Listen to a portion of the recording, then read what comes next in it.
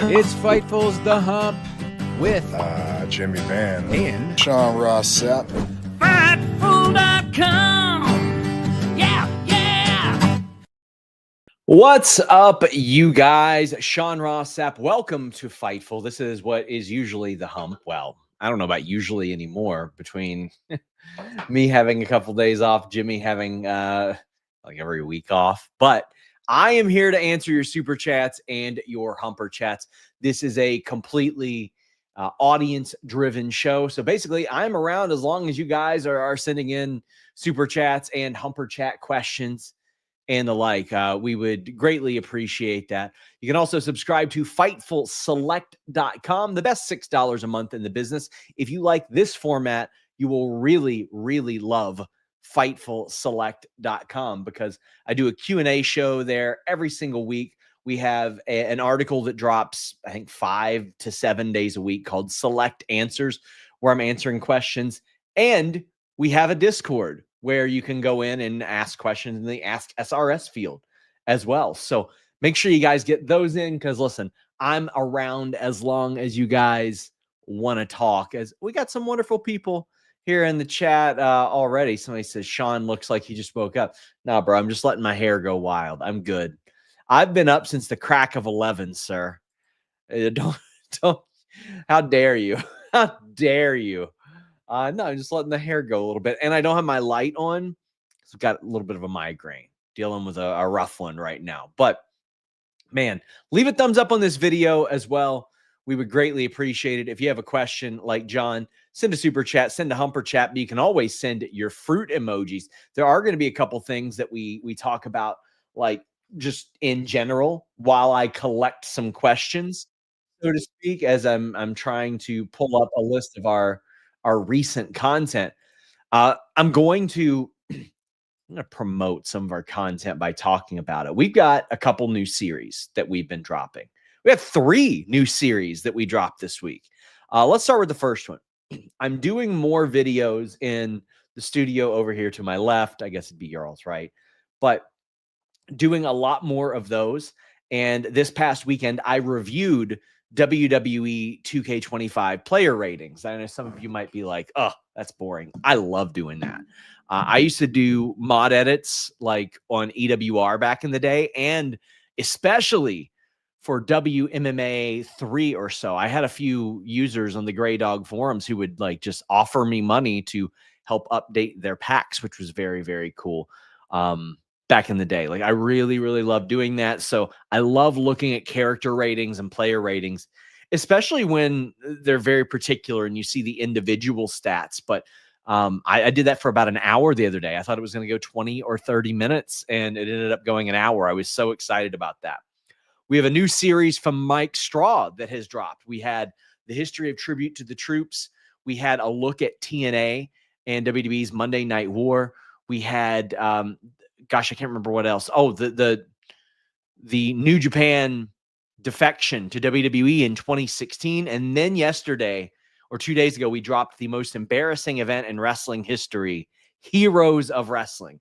If you guys have never seen that event, like it really has to be seen to be believed. Like it's the worst major event in, I think, cage match rating history, which I know some of you don't give a shit about cage match, but like everybody is in pretty good agreement here that this is a terrible show. A 0.26 rating on cage match. The highest was a 2.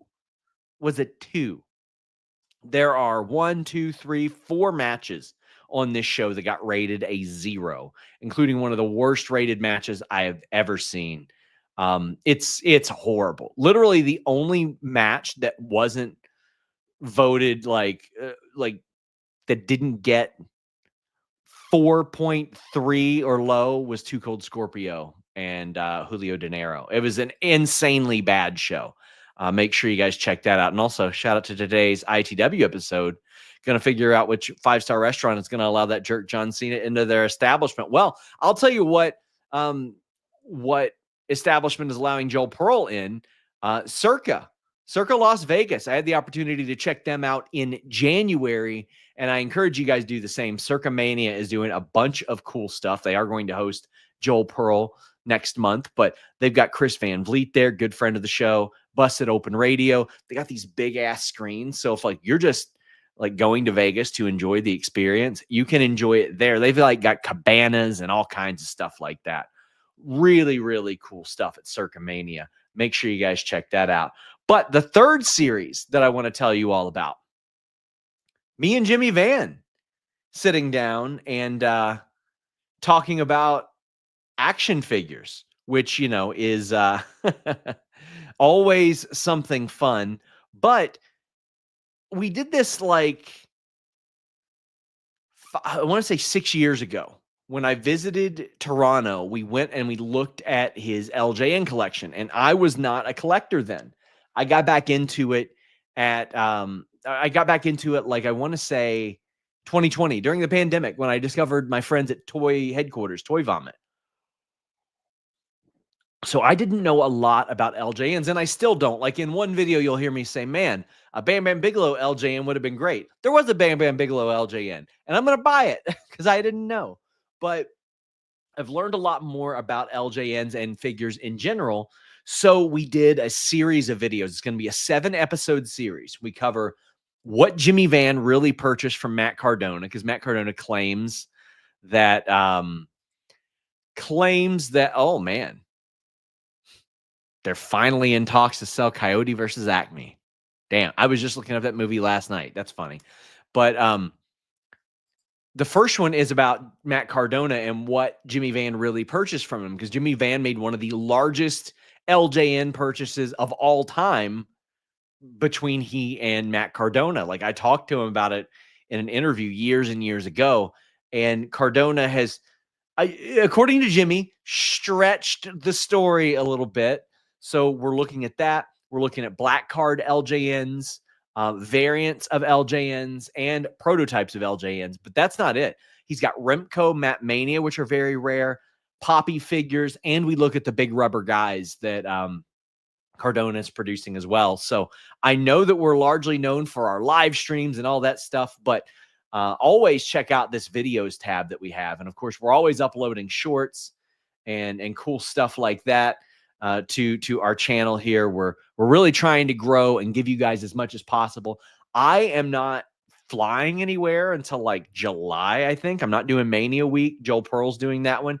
But I'm doing a lot more long-form sit-down interviews. I had 30 minutes with Scott D'Amore last week. I have 30 minutes with Evan Husney of Dark Side of the Ring this upcoming week, which are all early access on FightfulSelect.com. But I'm going to allow you guys to get in some more super chats and humper chats while we hear from our wonderful sponsor at BetOnline. Hey guys, I'm here to tell you about BetOnline.ag, the official betting partner of Fightful. It's not just an online platform. They've been trusted for over 25 years. They boast a focus on the player approach and have built their reputation on offering their clients nothing but the best. From cutting-edge technology to enticing promotions and the latest sports betting odds. Whether it be wrestling, MMA, boxing, or football, baseball, basketball, or racing, anything you can think of. All major sporting events are covered by betonline.ag. Fast payouts, highest credit card acceptance industry-wide, safe and secure online environments, and their live betting feature allows you to bet on your favorites weekly and easily and in real time. betonline.ag. That's where we're going at Fightful. That's where we suggest you go as well. That's where we get all of our odds at.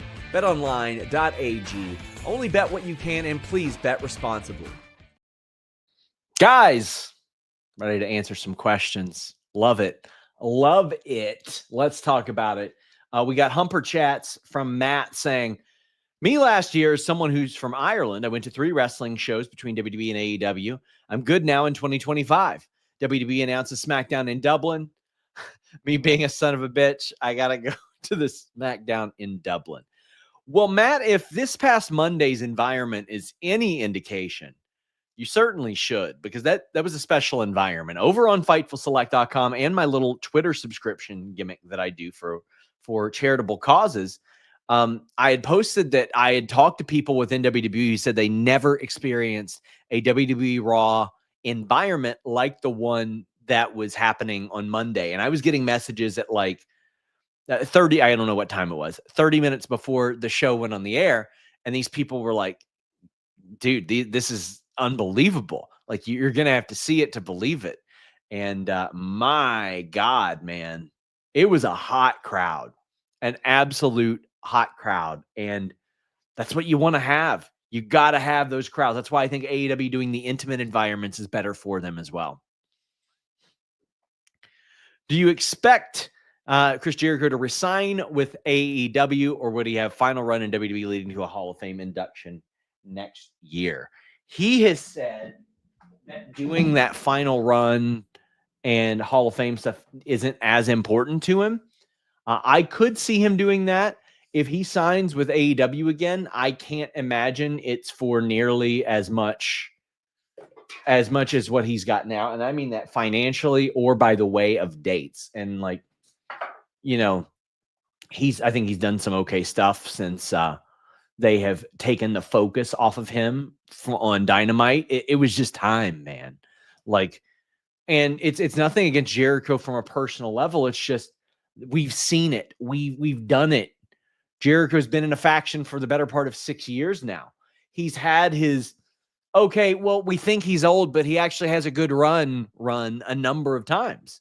That's not to say he can't manage to pull it off. You never know with Chris Jericho what the next thing that might just make him get over is, like the list and a little bit of the bubbly and blah, blah, blah, all that stuff. Like, he's very good at figuring those things out.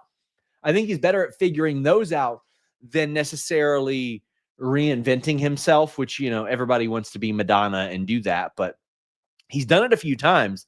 But like, then we have the Painmaker, which is kind of corny. But I mean, the man is, first off, commentary was not for him. The Rampage commentary was real bad. I think there are some things that could work out really well for him, though. And let's be real. He is safe in the ring. He doesn't hurt anybody. He's probably going to want to continue to wrestle. I just don't know where or when he would want to have that retirement run. But I could see him re-signing for much less or doing that run. But he'll eventually go in the Hall. Any news on Julia? Seems to be scheduled for Mania. As far as I heard, she was. I haven't heard anything to indicate that she's not. Are you surprised by Cobb's potential WWE signing? I am, honestly. And that's like no shot at him or anything. Like, good talent. But I am a little bit surprised that WWE is bringing in 42-year-old Jeff Cobb. I mean, he had been very happy with the way that things had been going in New Japan for a while. I know that AEW had been after him for a while, or at least a while back, and he had lived in Japan for a while as well. So I was a bit surprised. However, I have long said that that NXT, they need some depth for the top of the men's division. That's why you bring in a Shawn Spears. That's why you bring in Ethan Page. That's why you have people like Jeff Cobb. I think NXT would be ideal for him. But if he skipped that and went to the main roster, I'd be okay with that too. But like, you got to have some good in-ring depth at the top of the NXT card to supplement a lot of the characters and a lot of the people that are more green. So I was a bit surprised, but I think he'll be a good fit. Joseph Morris says, I personally feel that WWE have screwed Liv over with what she's doing at Mania, and giving her the tag titles was a token gesture by Triple H. I understand why Liv Morgan fans would feel this way. I feel like, unfortunately, the peak of her creatively happened between WrestleManias, and it is very hard to sustain that for a lot of people. I will say this, Liv Morgan has killed it every chance that she's gotten. I mean, she seamlessly transitions in and out of main event scene, tag team title scene, and she's built up so much equity that she can do that. And her and Raquel are always like a very safe, reliable go-to. And I mean, if it shows you how WWE feels about Liv. She's working Rhea Ripley in street fights on this European tour. But this has been something that I could tell that was boiling over with a lot of Liv fans for quite a while. Like it was pretty clear to me that like they weren't going to be happy with what she's doing at Mania. And I get it. If you're a Liv Morgan fan and you saw the work that she has put in and how reliable she's been and how much they've leaned on her any number of times, I could absolutely see where you believe that Liv should be involved in something major. And the tag team titles have not been treated as something major. So I definitely understand that. Is the plan for Braun Penta for the IC title at Mania? I think it should be at this stage. WrestleMania is a month away. And I'll tell you something that I really like about Braun versus Penta. Penta won a bunch of matches and is getting an Intercontinental title shot. That's what I love. That's what I love. Now, what I think will probably happen is Braun and Penta will have a match and it just devolves and it's a pull apart and they do it again at Mania. The old Savio Vega, Steve Austin, WrestleMania 12 build, which when you think about it, it's wild that Savio and Steve Austin got on the WrestleMania 12 card. Look back at that show. Look back at that WrestleMania show. It is Ultimate Warrior versus Triple H. It is Undertaker and Diesel, Shawn Michaels, Bret Hart, Roddy Piper, Goldust. Then they squeezed all the other over talent onto a match. Bulldog, Owen, Vader, Yoko, Jake Roberts, Ahmed Johnson. Like we're talking about Yoko and Vader, two of the biggest and baddest world champions of that decade. And then they're like, hey, we got to fit the Ringmaster and Savio Vega on here. And honestly, that was the match I was as excited to see. I think that's kind of what they'll do for that build. If you all don't remember how that was built, a little bit different here because Savio and Steve Austin had a cold match on Raw and they just beat the shit out of each other until they had to be separated. WWE has really leaned on these pull aparts as far as building matches and stuff. So it wouldn't surprise me to see that develop and then they do a match after that. That being said, I think it's the right move. I think the US title is way more fit for like the ladder match or something. And I know that you guys have noticed there have been some like very similar builds. I think what you'll have is like, for example, Punk, Roman, Rollins on one night, Io, Bianca, Rhea on the other night. You know what I mean? That's why I think they should do men's battle royal pre-show one night, women's the other night. I think you'll see this as well. So the IC title will be on one night. The US title will be on one night. But I think you'll have like the big multi-person ladder match on one night and then like another car crash match the other night. That way you sort of give both evenings the variety. Show. I got the hiccups again, man. I keep getting the hiccups during my show. Where is Roosh? I don't know. I know a lot of people have been dealing with visa issues. Don't know if he's one of them. I can find out, though. I'll find out today. Any wrestler pushback from the awful Mania roast? Not that I have heard. I mean, listen, pushback is... it can be viewed as wildly different things from different people. Have I gotten messages of people rolling their eyes? Yes, absolutely. Absolutely. Tony Hinchcliffe is a wrestling fan. I mean, I think he was either approached to be a writer or almost was or something like that. Or I think Patrice O'Neal briefly was a writer and Tony Hinchcliffe got approached about it. But listen, I get it.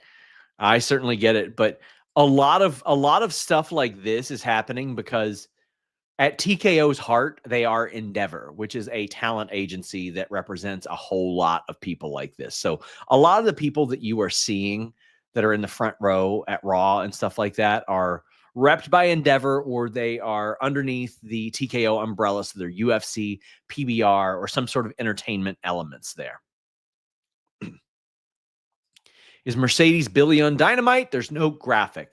I believe it's on Collision. From what I remembered, they just said next week, last week. Am I wrong there? Any Kevin Knight update?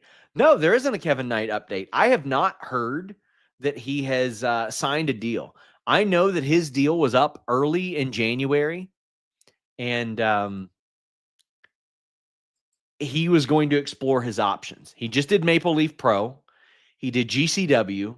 He did MLW last month. He did AEW last month as well, from what I remember. He did Deadlock. So he's hitting the big indies. He's hitting Deadlock, GCW, Maple Leaf Pro. So you see that the top indies want him. Defy and Progress, stuff like that. He finished up or did his date with New Japan at the beginning of January and dropped the title. I know that he wanted to talk to WWE as well. Meet Norbis is out of character for me, but I'm asking about Meet. Bane's stat will be a hoot, but Meg's winning on her way to Tony. Any chance Camille comes back? Based on what Tony Khan said today, it certainly seems like he at least has something in mind for that. But I'll probably try to run an update on Camille this week.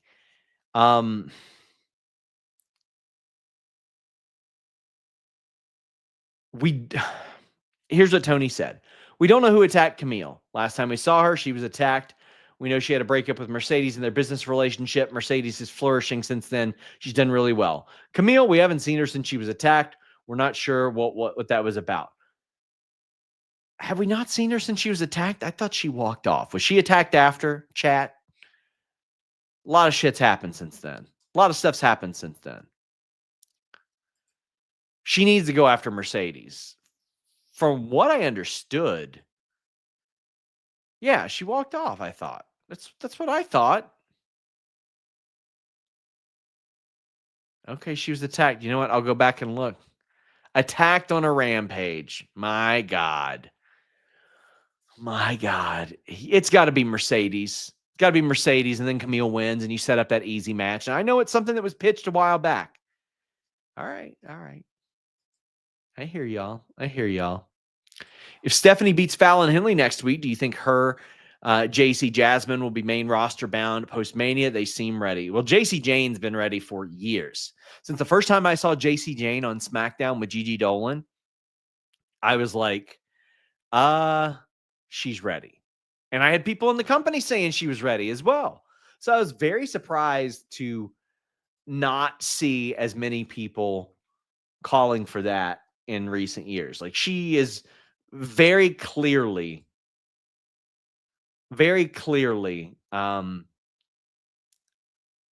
main roster ready. Guys, get in your super chats. Get in your humper chats. We would greatly appreciate it if you did. Hear from our sponsors at Nord. I have long talked with you guys about the content that you can access with NordVPN.com/Fightful, but it doesn't just stop at pro wrestling. You can get MMA and boxing pay-per-views at a much more affordable price when you change your virtual location with just one click using NordVPN.com/Fightful. It doesn't stop there either.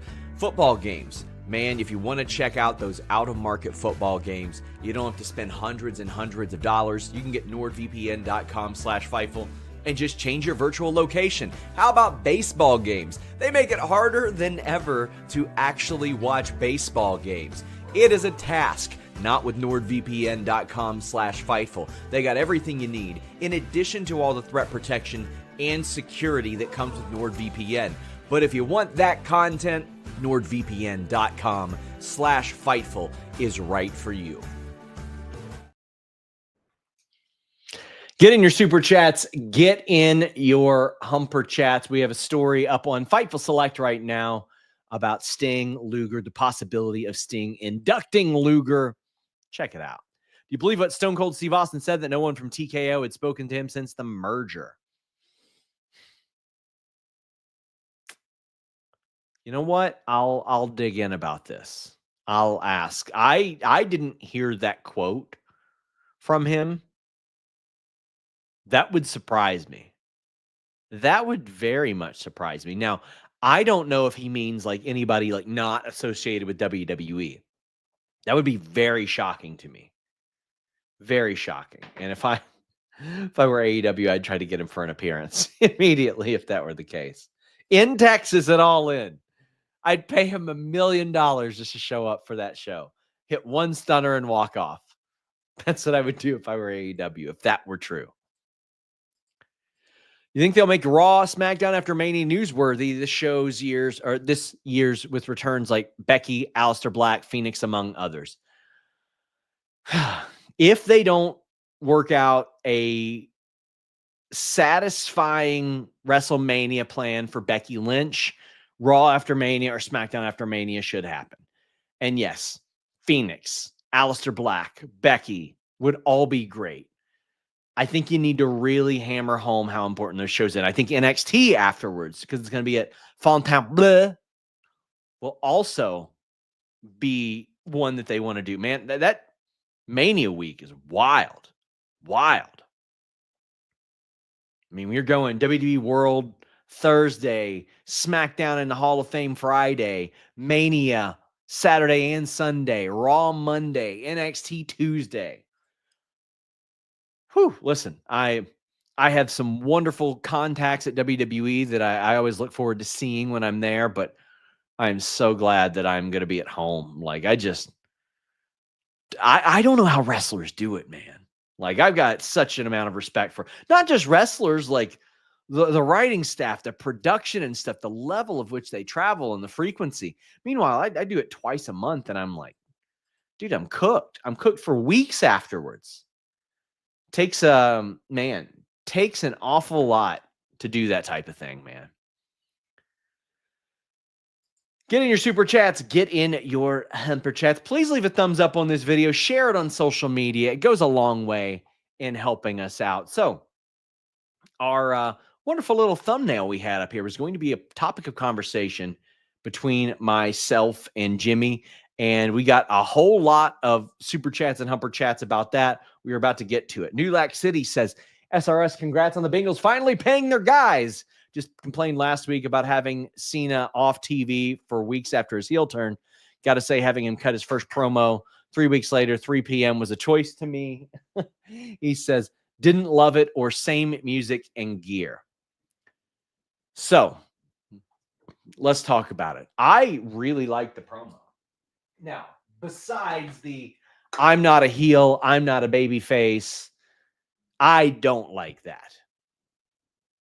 To me, the term heel and babyface in pro wrestling should be treated like the word zombie in The Walking Dead. If you've noticed, the word zombie does not exist in The Walking Dead.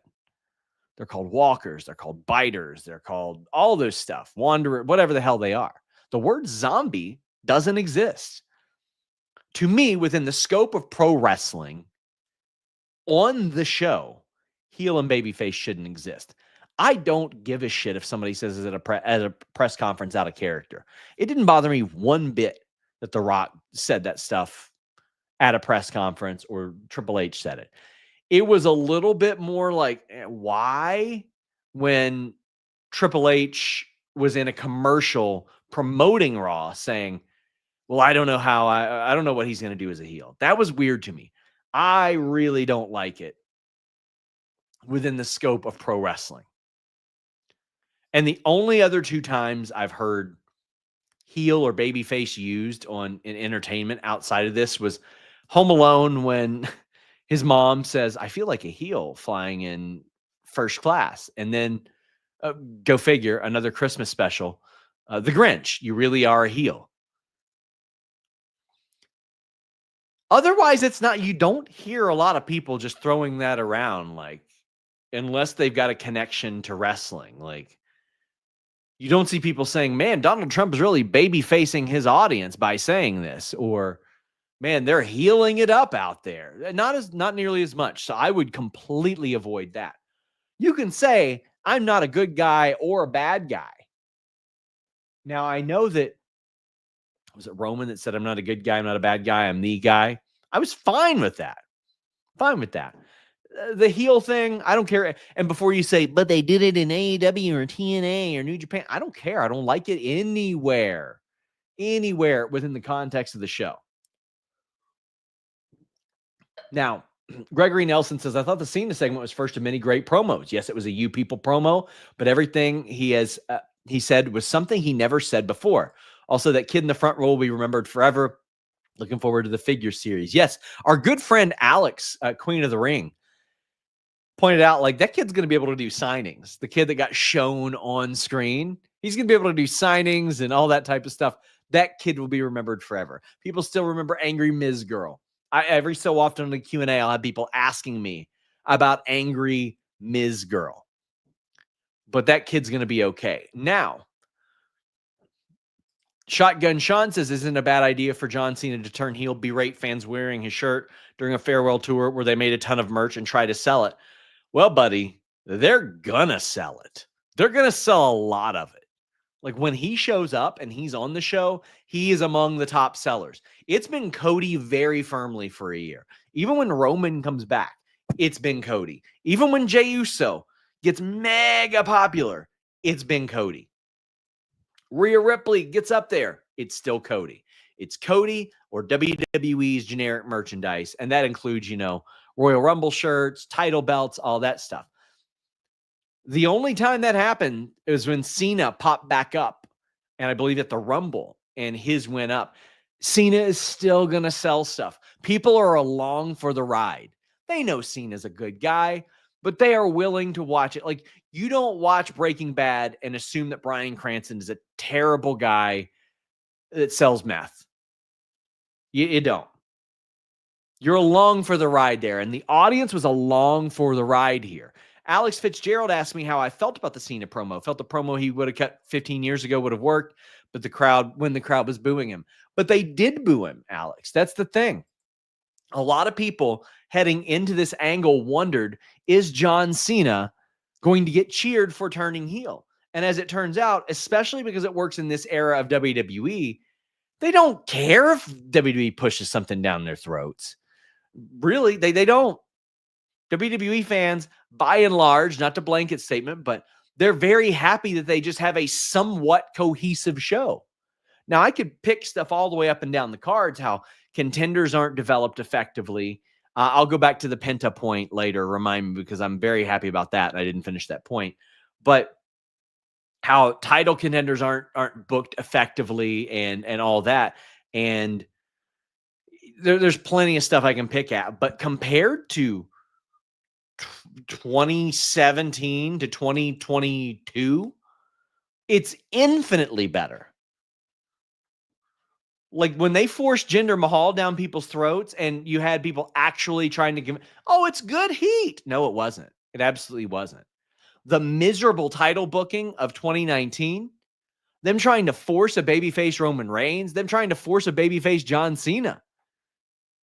Now the audience is more along for the ride because they have more confidence in the creative in general. And a lot of the people that they want to see pushed are pushed appropriately or the way that they are. Vince McMahon would have absolutely tried to have forced Charlotte Flair as a babyface over Tiffany Stratton. It's not happening. It's not happening. And I remember Charlotte Flair even on a comment that Fightful made on Instagram saying Charlotte can't be the babyface here. She said, why? And it's like, well, you're the Yankees, and that's good for you. The Yankees are the most financially successful franchise in baseball history. But that's what Charlotte Flair is.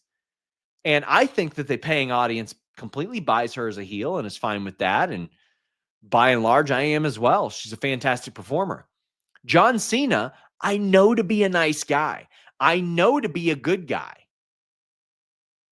Somebody says, crowd is still cheering Cena. It's all over internet. Massive fail. Listen, all due respect, Vlad, this is asinine. We've got ears. We got ears. Miles Bourne is going to be on Twitter talking about the boos for John Cena. Come on. Come on. Now, the You People promo element of it. I hate You People promos. I hate them. They're lazy, they're uninspired, they're boring. They suck. Except when John Cena does it. Because there is nobody that has more of a case, more of a reason, sorry for punching my mic, to cut a You People promo than John Cena. Now, he's done a couple things, like, kissing Zack Ryder's girlfriend, etc.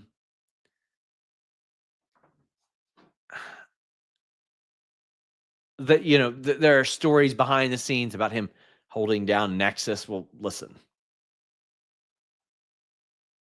we were just hoping for anything new at that point.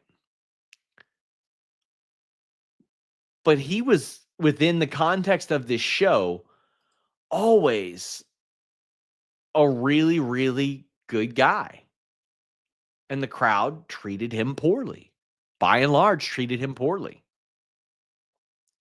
Jinder Mahal's character was never like a wonderful guy. So when he comes out and cuts a You People promo, it doesn't work nearly as well. When a guy that's been a good guy since LeBron James broke into the NBA and has wrestled more matches than LeBron James has played NBA games or Olympic games or All-Star games or preseason games in that time. Listen, this man has put himself through the physical ringer. And they only start cheering him when he goes away. That's the only time that he really, really got completely over as a babyface. When he comes back from a brutal injury way early at the risk of his own health, or when he's not around anymore. So I definitely see John Cena's case in doing a You People promo. For sure.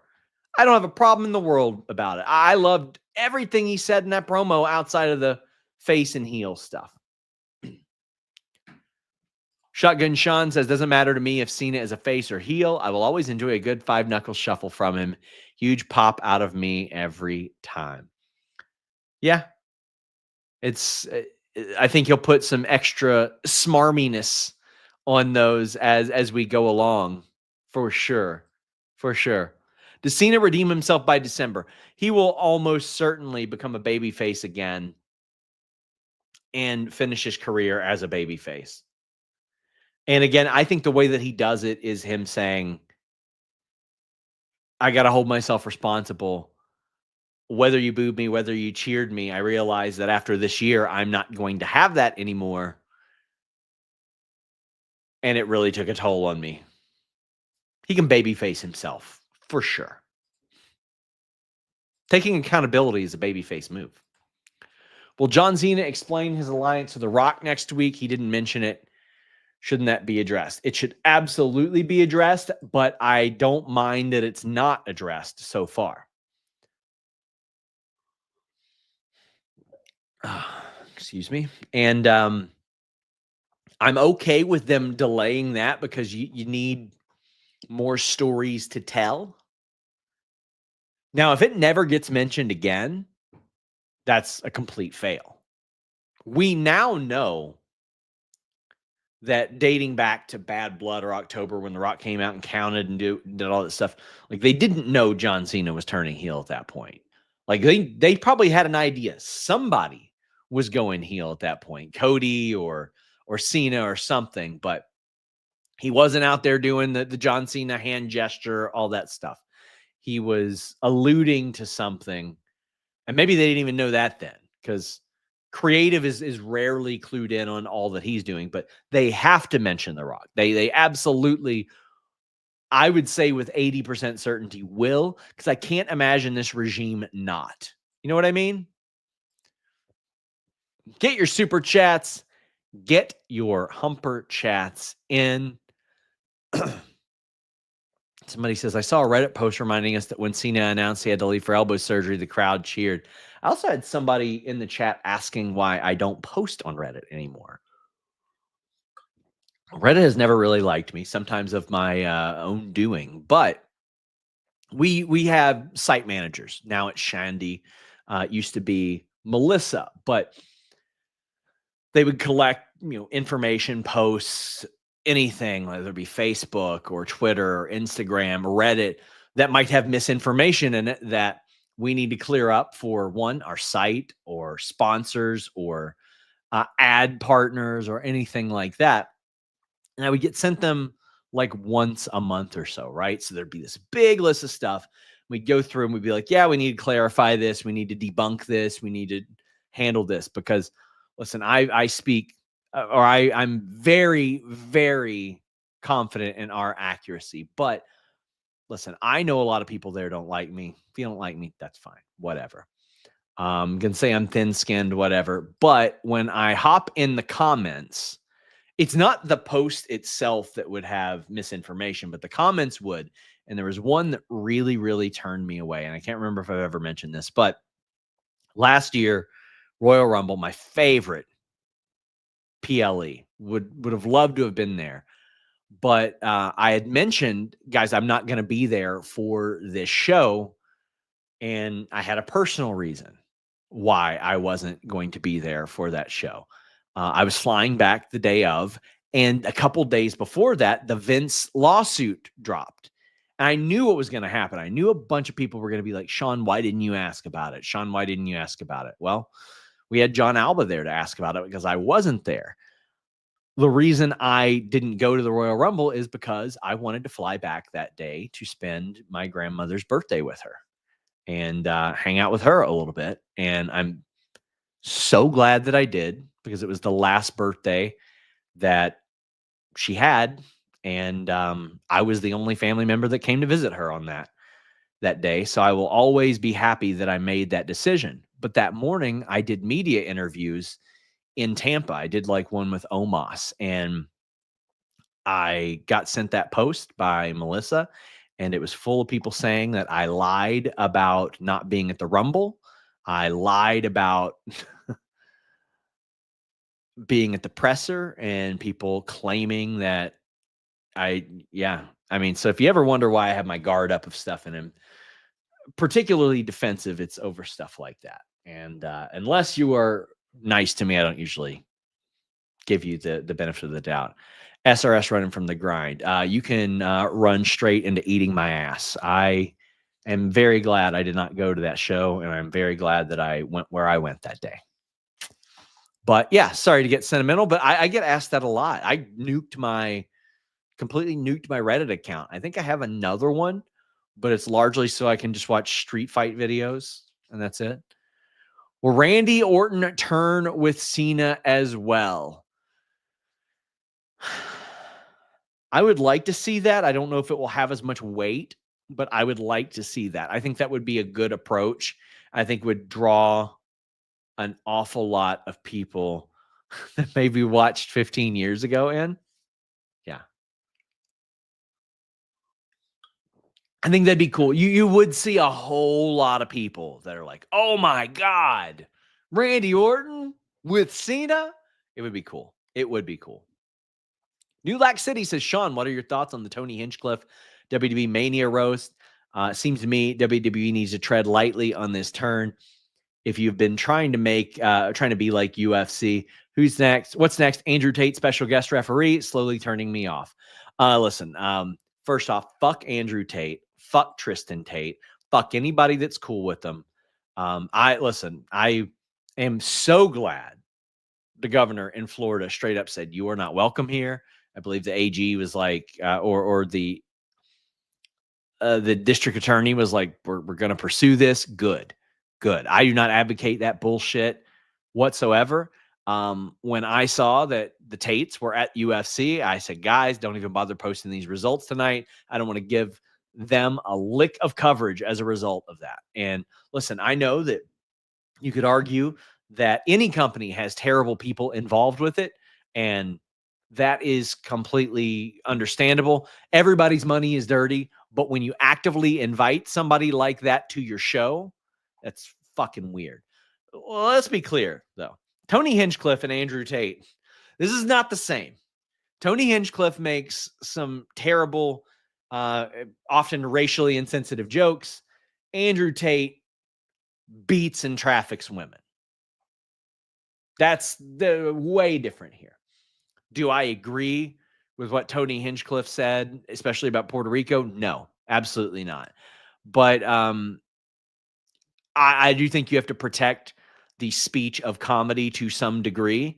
It's just, I think that doing it with, again, coming from a guy who is called one of the most thin-skinned people in wrestling, a business full of notoriously thin-skinned people, I don't know how well that's going to play out. Jeff Hawkins, who did our show with us, did some ghostwriting for the Flair roast. And it's like, Flair did a roast and he ain't cool with Tony Hinchcliffe.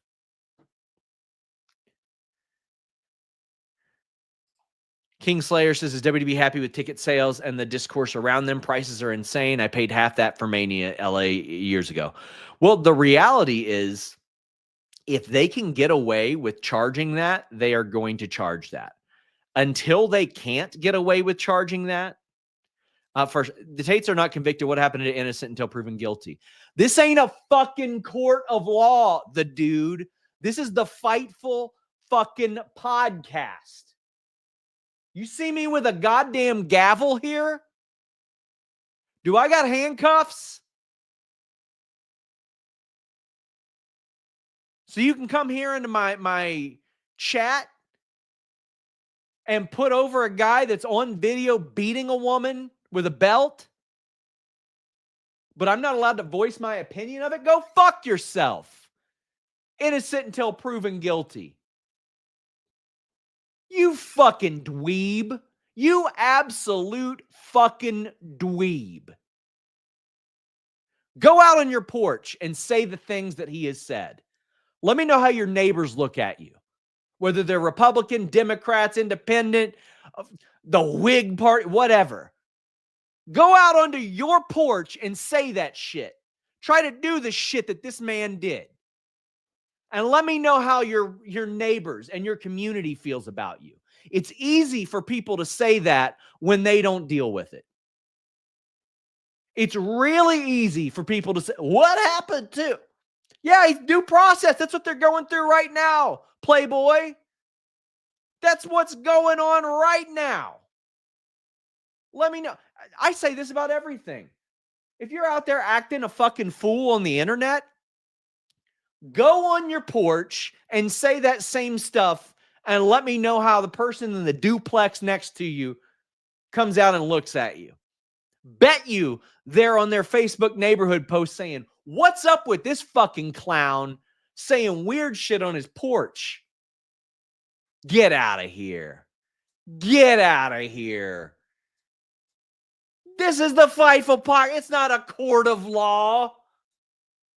He ain't getting convicted because I said something. There are no more people. Oh, God.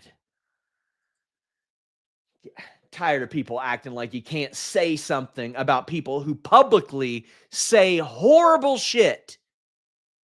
What are we doing here? Yes, WWE is very happy with ticket sales and the discourse around them because they were able to go on their own show and say, the highest gate. Congratulations. The Rock says, I think he said congratulations on that. It's like, congratulations on paying more than anybody ever has. They love that people cheer that shit. They love it. They love it. Dave. Ooh, boy. Here we go. This is a good one, and he has spent a good amount on this, so I want to give him some time here. Ah, man. Anyway. Hey, Sean, curious your answer on this question. Who are the top 5 male-only stars in order on the WWE roster today? In terms of overall in-ring and mic work, star power, media, merch, social. We're talking men's only is your question. First has got to be Cody. And listen, people will take that as like a point of offense because I've interviewed him a couple times. The man is super mega over. He gets put in title matches with Logan Paul, kills it. AJ Styles, kills it. Bloodline Rules style match, he kills it. Kevin Owens, kills it. Feud with John Cena, doing great. Sells merch like crazy. Can cut a good promo. Great in the ring. Gotta be Cody Rhodes. Number 2 to me has got to be Roman Reigns. Now, he doesn't wrestle nearly as much, so I mean, that would affect things, but this guy exudes top tier main event champion talent. Held the title for 3.5 years. Sells merch like crazy. You believe what he says. He's in ring, like, very rarely does he have garbage matches, right? 3 has got to be John Cena right now. Whoops. 3 has got to be John Cena right now. Because how many people are able to create the buzz that he does? If you don't want to include John Cena in that because he's barely around, I'm fine with that. But I'll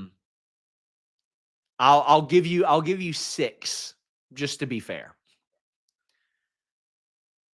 Got to be Rollins as well.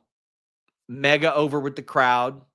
The promos, I feel like he's got to be like really, really passionate and motivated for the promo.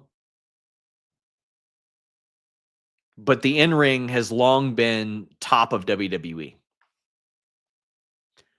And then 5, 6 has got to be Drew McIntyre, CM Punk for me. Both cut great promos, especially when motivated. CM Punk is a merch monster. Drew McIntyre is the guy that helps people like CM Punk sell even more merch than they can both deliver in the ring. And CM Punk is... So we're in that stage where a lot of fans that have disposable income, assuming there are fans with disposable income anymore with the price of inflation, but the 2000s and the early 2010s are romanticized. So everybody loves Rey Mysterio. Everybody loves John Cena, Randy Orton, and CM Punk. So a lot of those people, like a lot of the people who were kids in late 2000s, early 2010s are coming back, and they're still seeing Cena there, Orton there, Punk there, and that Mysterio. And that really, really helps them out. Miz, to some people, Miz, oh God. But yeah, I would have to go with those. Thank you, Dave Cost. Thank you so much for this very generous super chat. I really appreciate that. You should get a gavel. Judge SRS has a nice ring. Listen, man, who am I to judge anybody? But listen, I ain't never put hands on a woman and never done the type of stuff that man's accused of ever. Like, that's insane. Are WWE and Netflix happy with the afternoon WWE? So I know WWE was very excited to see how it played out. And I was told that day that it only, like, the response and the reaction, the engagement throughout that day only did more to bode well for future television in the UK or elsewhere that aired live as it happened. This is a rarity. That doesn't really happen with Raw. And that's because they had been on USA Network and Spike back in the day. They had to hit their prime time. It was important. You still see SmackDown airing at 8 p.m. and all that stuff. So, like, it's one of those things where you can watch with nordvpn.com/Fightful on Fridays, but you also want people to react live because it is live sports, so to speak. I think we're running towards the end of our super chats, humper chats. Get them in if you want to. But hey, if you like this format, FightfulSelect.com, the best $6 a month in the business, assuming they bill you correctly. A whole bunch of people have told me they've still been getting billed at $5. Like, damn. Shout out to Corey. If you subscribe to Fightful Select, drop a little fruit emoji in the chat right now if you subscribe to Fightful Select, and let us know what you think about it, because we got Q&As there all the time. I am always over there answering questions. I tweet significantly less now. It's mainly business that I tweet about, but I am over there on Fightful Select in the Discord nonstop.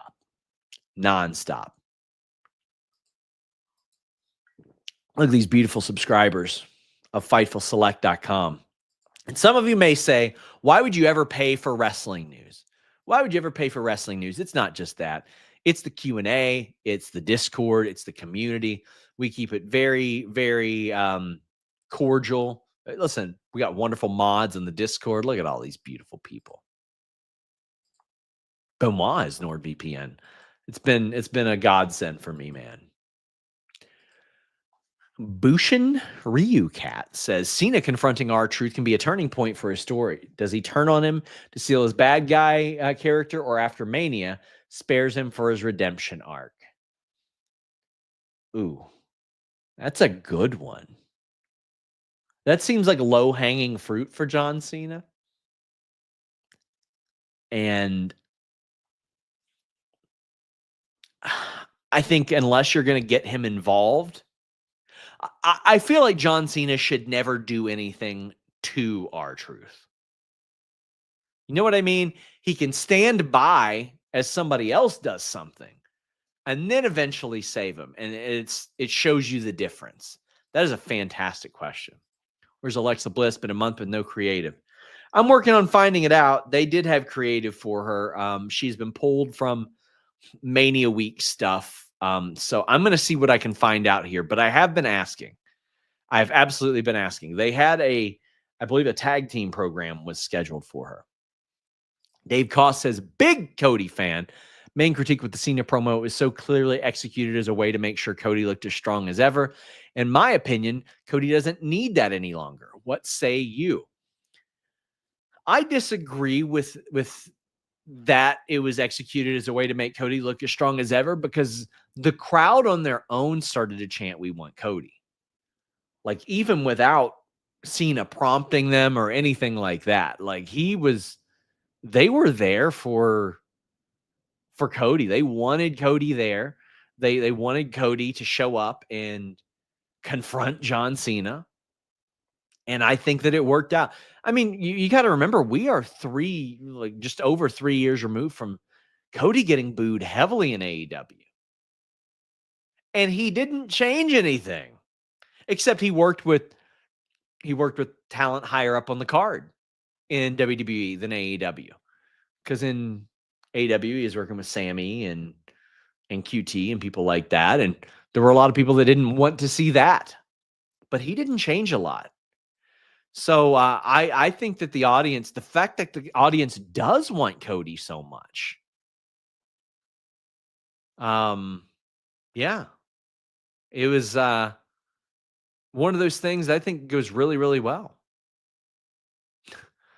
Besides the Tate brothers, what celebrities have go away hate for you? Dada 5000. Listen, I'm just glad Dada 5000 is alive. And for those of you who don't know who Dada 5000 is, he fought Kimbo Slice in the worst MMA fight I have ever seen. And let me tell you, your boy used to manage fighters and train with fighters on the regional circuit. There were some really, really bad fighters. I watched two 200-pound women fight at a venue called the Hot Dog Stand.